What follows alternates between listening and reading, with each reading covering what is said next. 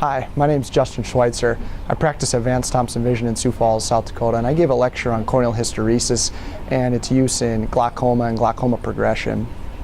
When I think of glaucoma, I think of it like a large puzzle, and I really think we have to use all the tools in our toolbox to piece that puzzle together. We have things like intraocular pressure, visual fields, OCTs. We got to think about family history, we got to think about age. And I really think that corneal hysteresis is another tool that we can use to help make decisions on how we're going to manage and make treatment decisions for our patients. The way I think of corneal hysteresis is I like to think of it like a shock absorber in a vehicle. That shock absorber absorbs or dissipates the energy of the road. And when we think of corneal hysteresis, we think of the cornea. If we have a high corneal hysteresis, that cornea has the ability to dissipate or absorb that energy. If we have a low corneal hysteresis, that cornea is not as good at dissipating or absorbing that energy.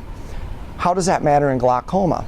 Well, we believe that the biomechanical properties of the cornea transfer to the whole structure of the eye, and so we believe that the optic nerve head, there's a force being applied to it, and that force is intraocular pressure.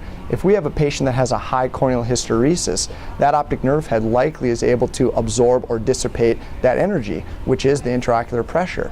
If we have a patient with low corneal hysteresis, that optic nerve head is not as likely to be able to absorb or dissipate that energy, which is intraocular pressure again, and there's that risk for progression. There's plenty of papers in the literature that look at corneal hysteresis and its usefulness in glaucoma, and low corneal hysteresis has been shown over and over again to be useful in prediction and independently useful in predicting glaucoma progression in our patients.